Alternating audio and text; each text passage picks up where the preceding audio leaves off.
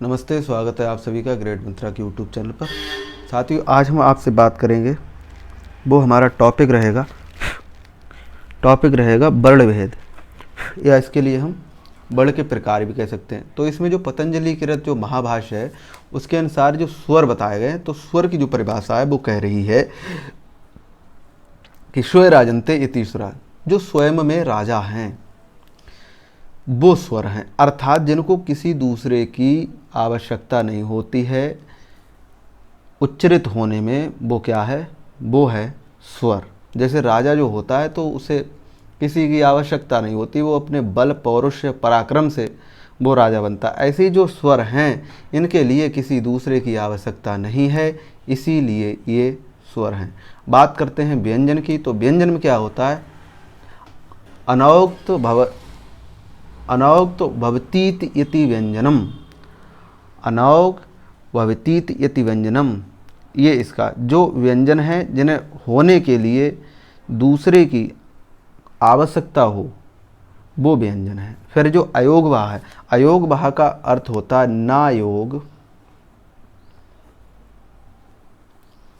ना योगा, ना योगा तथापि वाहा, ना योगा तपा तदापि आ, ना योगा तदापि, ना योगा तदापि वहा, ना योगा तथापि वहा इति अयोगवाह, इति अयोगवाह। ना योगा, ना योगा तदापि वहा इति अयोगवाह। इसका अर्थ ये हुआ कि जो अयोगवाह हैं, अयोगवा जो हैं वो विसर्ग अनुस्वार और जीवा मूल्यम और उपाधमानियम तो हैं। मतलब अयोगवा होने का अर्थ है अयोगवा ना तो स्वर हैं और ना ही व्यंजन है, फिर भी ये हमारे वर्णमाला में गिने जाते हैं, लेकिन वे हमारी वर्णमाला में उपयोग में लाए जाते हैं, इसलिए ये अयोगवा। अयोगवा जिनका कोई योग नहीं है फिर भी वो गिने जाएं, वो अयोगवा हैं। फिर जो अक प्रत्याहार है, तो इसमें क्या क्या चीज़ें इसमें आएगी, आ ई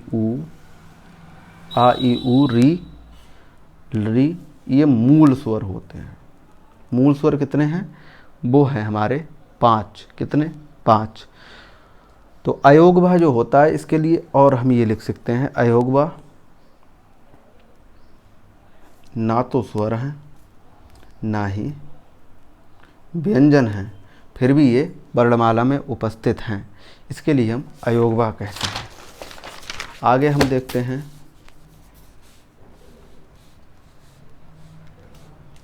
आगे जो बात आई वो आई स्वर के लक्षण की। ये तो वर्ण हो गया, स्वर के लक्षण या गुण हम कह सकते हैं। इसमें क्या होता है कि स्वतंत्र पूर्वक एवं जो सार्थक ध्वनि है, स्वतंत्र परिपूर्ण एवं सार्थक ध्वनि क्या है, वह स्वर है। दूसरे हम कहें कि जो वर्णतत्व की क्षमता रखता है,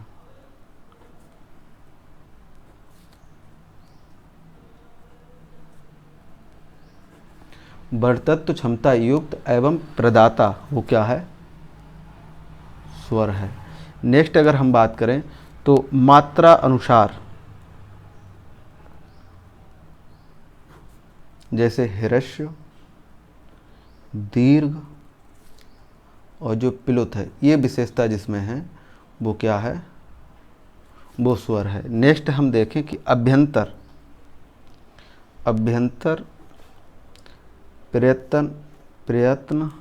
प्रयत्नानुसार, अभ्यंतर प्रयत्नानुसार वो क्या कहलाए, वो विव्रत कहलाता है। और जो अभ्यंतर जो है, आभ्यंतर हो गई, अभ्यंतर प्रत्यनुसार वो विव्रत कहलाता है। और देर तक उच्चारण की जिसमें क्षमता हो, देर तक उच्चारण की क्षमता रखने वाला, फिर आगे हम देखें लेखन की दृष्टि से सुंदर स्वरूप। लेखन की दृष्टि से सुंदर स्वरूप वो क्या कहलाएगा? वो हमारा स्वर है। अब जो मतलब ये जो है स्वर, तो ये स्वर हैं कितने? तो इसमें हम बात करेंगे जो मूल स्वर हैं वो हो जाएंगे हमारे 5 और 9 अच हैं, तो 9 5 14 हो जाएंगे। सॉरी 9 5 13, 9 5 ये 13 स्वर हो जाएंगे। और फिर क्या होगा इसमें, ये बात जो लिखी है वो किसके अनुसार है? ये रुद्र मात्रिका अनुसार है। ये रुद्र मात्रिका अनुसार ये बात है। ये बात हो गई स्वर के लक्षण की। स्वर क्या क्या है? जो स्वतंत्र परिपूर्ण एवं सार्थक ध्वनि वो क्या है? स्वर है। वर्णत्व की क्षमता युक्त एवं जो प्रदाता वो क्या है? स्वर है। मात्रा अनुसार, मात्रा अनुसार जो ह्रस्व की एक मात्रा, दीर्घ की 2 मात्रा और प्लुत की 3 मात्रा, ये 3 गुण जिसमें पाए जाएं वो क्या है? वो हो जाएगा हमारा स्वर। और जो आभ्यंतर प्रत्यानुसार जिसमें पाए जाए वो विव्रत, वो भी स्वर है। और जो देर तक उच्चारण की क्षमता रखते हैं वो भी स्वर हैं। और जो हमारी रुद्र मात्रिका के अनुसार स्वर की संख्या कितनी है? 13 है, जिसमें मूल स्वर 5 हैं और 9 अच हैं। तो ये कितने हो जाएंगे? 13 हो जाएंगे। ये बात हो गई स्वर की। बात करें अगर व्यंजन की, व्यंजन के लक्षण या इसके लिए हम गुण भी कह सकते हैं। अब व्यंजन की अगर बात करें तो व्यंजन में क्या होता है कि परतंत्र हो, जो परतंत्र, पर माने होता है दूसरा, तंत्र माने होती है जिसकी सत्ता हो। परतंत्र हो, जो अपूर्ण हो एवं निरर्थक ध्वनि क्या कहलाएगी? वो कहलाएगी हमारी अपूर्ण, जो अपने आप में पूर्ण हो। क्योंकि जो स्वर हैं वो तो पूर्ण हैं, लेकिन जो व्यंजन हैं वो पूर्ण नहीं हैं, ये बात हो रही है। फिर जो कह रहे जो निरर्थक ध्वनि हो, जब तक वो ध्वनि निरर्थक मानी जाएगी जब तक उसमें कोई स्वर ना मिले। दूसरी इसकी विशेषता है कि वर्णतत्व क्षमता हेतु स्वराश्रित, यानी कि जो स्वर पर आश्रित हो वह ध्वनि हमारी क्या कहलाएगी? व्यंजन कहलाएगी। और प्रकृति स्वभाव अनुसार, स्वभाव अनुसार जिसमें क्या हो? स्पर्श की क्षमता हो, जो अंतस्थ हो और जो ऊष्मा निकालने में क्षमता रखता हो, निकालने की क्षमता रखता हो, वो क्या है? वो व्यंजन है। और वर्णानुसार, वर्णानुसार 2 प्रकार के होते हैं। पहला इसमें हो जाएगा वर्गीय और दूसरा इसका हो जाएगा अवर्गीय। अवर्गीय, तो ये इसकी विशेषता है। वर्णानुसार 2 प्रकार के होते हैं, वर्गीय और अवर्गीय। तीसरी इसकी जो नेक्स्ट जो विशेषता है 5वीं, वो हो जाएगी प्रारंभ की दृष्टि से,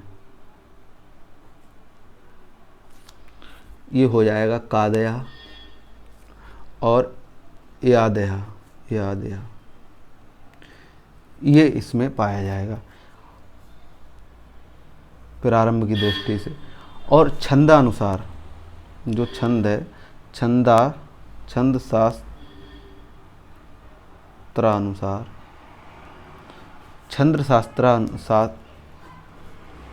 छंद शास्त्रानुसार ये जो हैं व्यंजन कैसे हैं?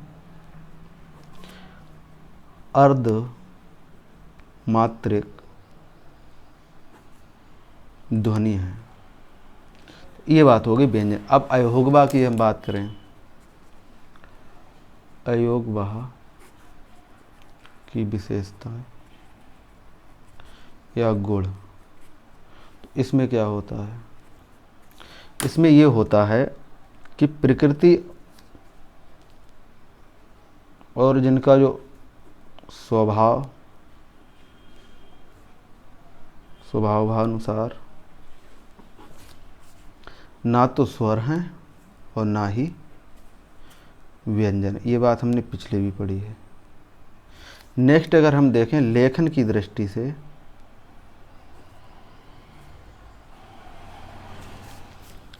दृष्टि से, संक्षिप्त लिपि चिन्ह सदैव स्वर पर आश्रित ध्वनि,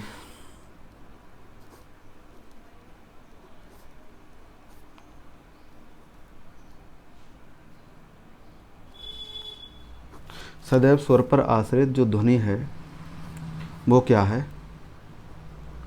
अयोगवाह है।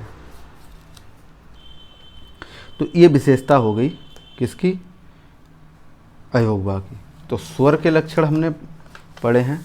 इसमें क्या है? देखो, वर्ण के भेद की अगर बात करें तो वर्ण के भेद में पतंजलि कृत महाभाष्य के अनुसार स्वर वे हैं स्वराजन्ते इति सुराः। जो व्यंजन है वो अनुभव भवति इति व्यंजनम, अनुभव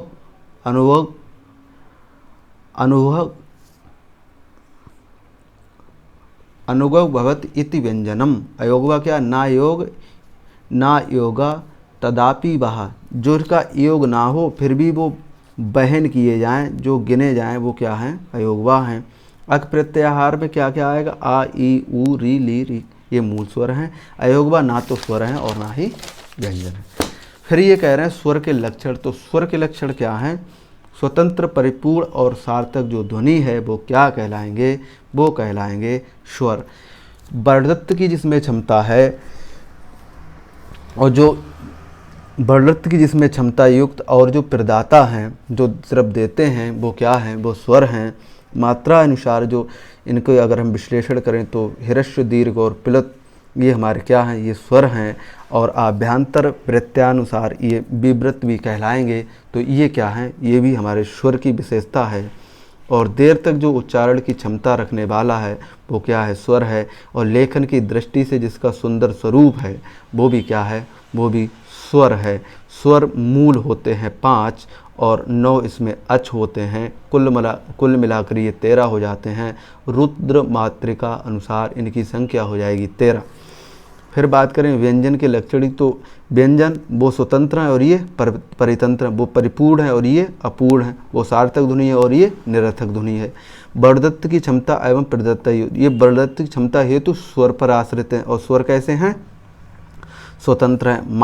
मात्रा के अनुसार अगर हम बात करें तो प्रवृत्ति और स्वानुसार ये स्पर्श और अंतस्थ की जो ऊष्म जिसमें निकलती है वो क्या है? व्यंजन है। और वर्ण अनुसार 2 प्रकार के होते हैं, एक वर्गीय और एक अवर्गीय।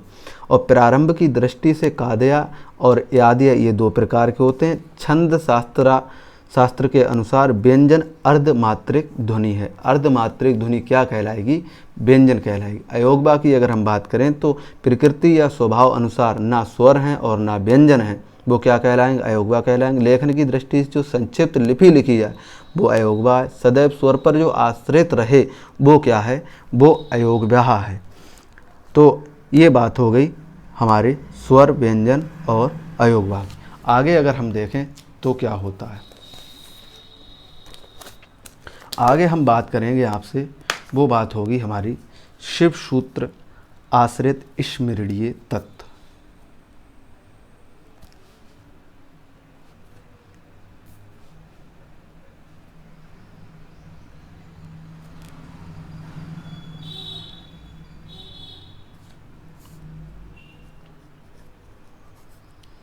शिव सूत्र आश्रित स्मरणीय तत्व। सबसे पहले इसमें जो बात होगी शिव सूत्र की उत्पत्ति का जो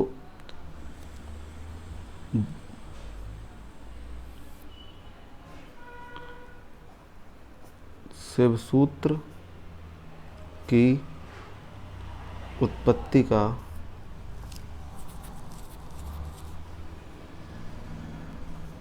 उत्पत्ति का तार्किक जो वर्ण है वह क्या है? इसमें है काशिका वृत्ति ग्रंथ।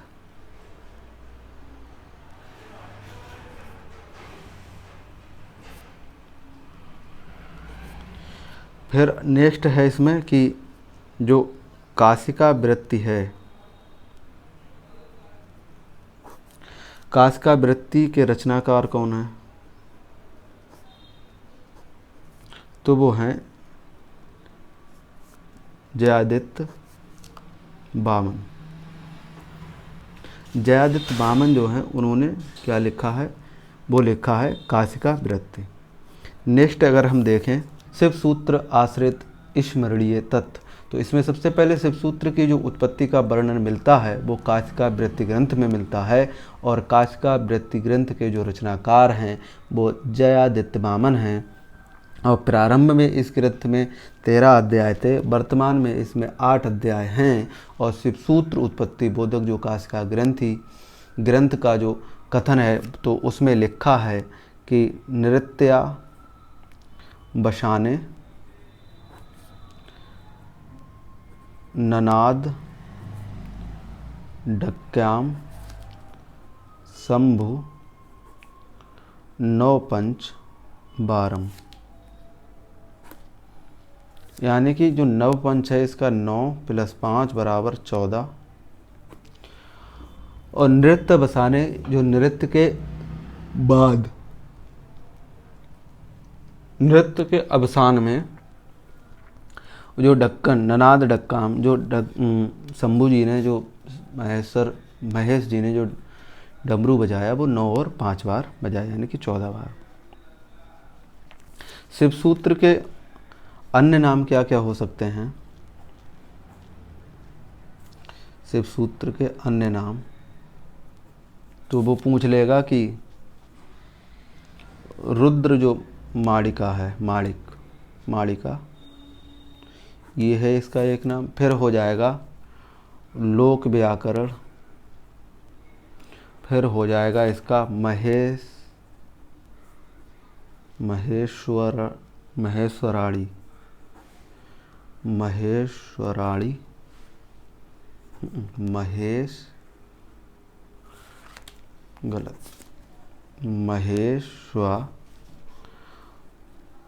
महेश्वराणी और माहेश्वर सूत्र शंकर भाष्य,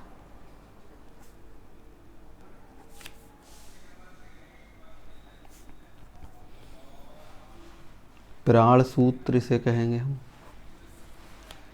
और इसे हम वर्ण सामनाय भी कहेंगे, और अक्षर सामनाय भी हम इसे कह सकते हैं, और डक्यानाद भी कह सकते हैं क्योंकि ये उससे निकले हैं डमरू से, और इसे हम तंडुनाद भी कह सकते हैं।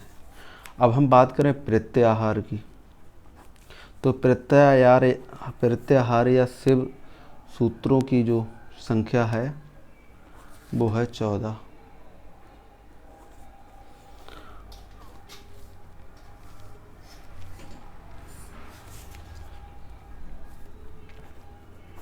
शिव सूत्र में उपस्थित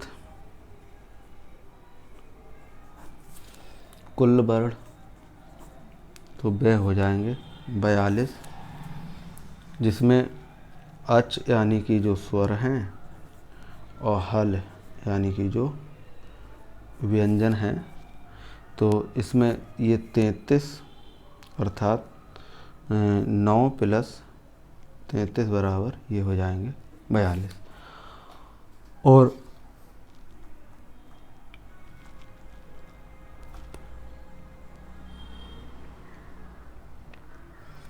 आगे अगर हम देखें कि पाणिनि की तपस्या का जो स्थल है वो कहाँ है,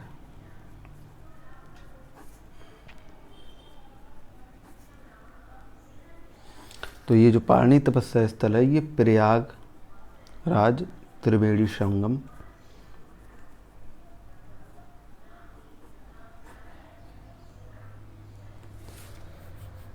अक्षय वट, त्रिवेणी संगम,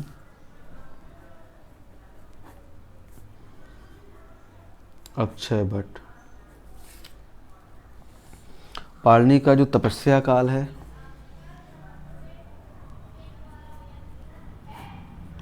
तपस्या काल वो है 12 वर्ष।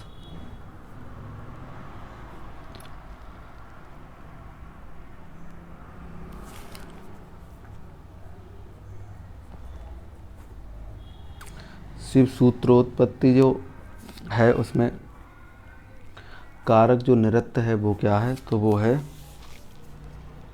तांडव।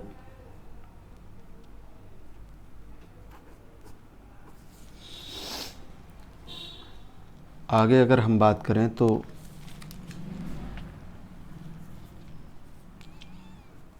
शिव सूत्रों का प्रत्यक्ष रूप किसको प्राप्त है, तो वे हो जाएंगे पाणिनि। और शिव सूत्रों का अप्रत्यक्ष रूप किसे प्राप्त है,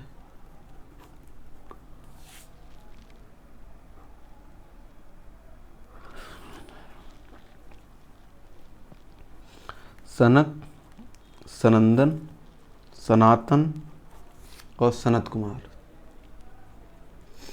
इन जो 5 जो ऋषियों की संतानें हैं, जो 5, उनको ये प्राप्त है।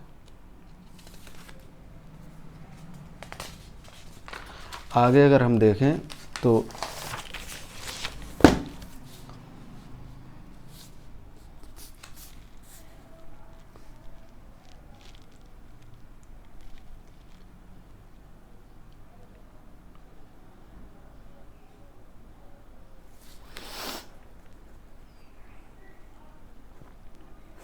प्रति शिव सूत्र अंतिम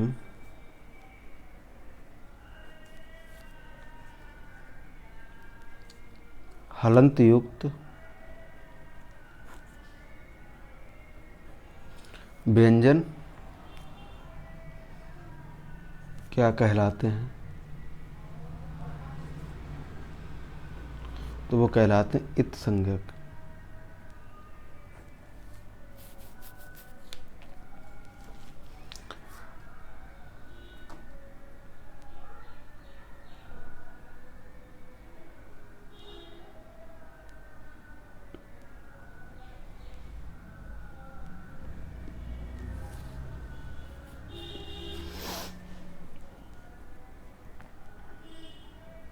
मुख्य या जो मूल प्रत्याहार हैं वो कितने हैं, तो वो हो जाएंगे, देखो, अच, हल, अण, अट, अस, अल, हस,